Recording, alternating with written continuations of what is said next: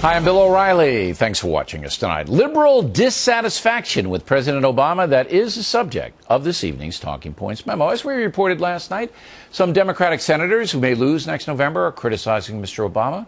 That's self-serving and not very important. What is more striking is that some very liberal folks have turned against the president. Enter our pal Jon Stewart, perhaps the most revered liberal broadcaster in the country. After scorching Congress on Tuesday night, Stewart zeroed in on the president. The president looking to force policy changes on his own without Congress. I'm intrigued and increasingly willing to go against the Constitution and entertain the notion of a two-branch government. He's going to raise the minimum wage himself. An executive order to raise the minimum wage. Of course. He'll do it himself. He doesn't need anybody. An executive order. Just him. Yep. President Obama is apparently now in the it stage of his presidency. Yep. He's done talking to these people. And now he's just starting to tick things off his list. What is instructive about that is the lack of protection for Barack Obama. In his first term, most of the media very gentle toward the president, but now that's changing big time. The president's most loyal base remains African Americans. According to a recent Fox News poll, 85% of black voters still approve of the president's job performance. Just 10% disapprove. Among Hispanics, 50% approve, 45% disapprove.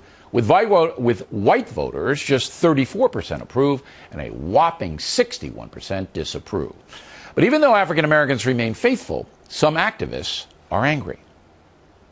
He's been more hurtful to the black race than he has been helpful. And you turn around and say he's going to sign an executive order to create a minimum wage for federal services only. But what about the rest of us who don't have jobs at all? Mr. President, you know, we'd probably be better off with you cutting your presidency off right now. Just quit. Pretty harsh. But there is no question that African Americans are suffering grievously in this economy. Right now, black unemployment is about 12%, as compared to about 6% for whites. Young black men unemployed at a rate of 22%. And the median household income for black Americans just over $33,000 a year. It is $57,000 a year for whites.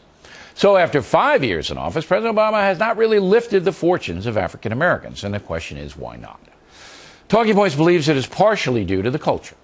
You might be tired of hearing that 72% of black babies are born out of wedlock. I know I'm tired of hearing it. But that is what is driving poor economics in the black community. Stability equals prosperity.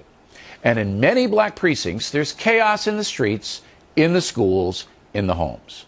From the very beginning of his presidency, I have suggested that Barack Obama take on the cultural aspect of poverty for all races.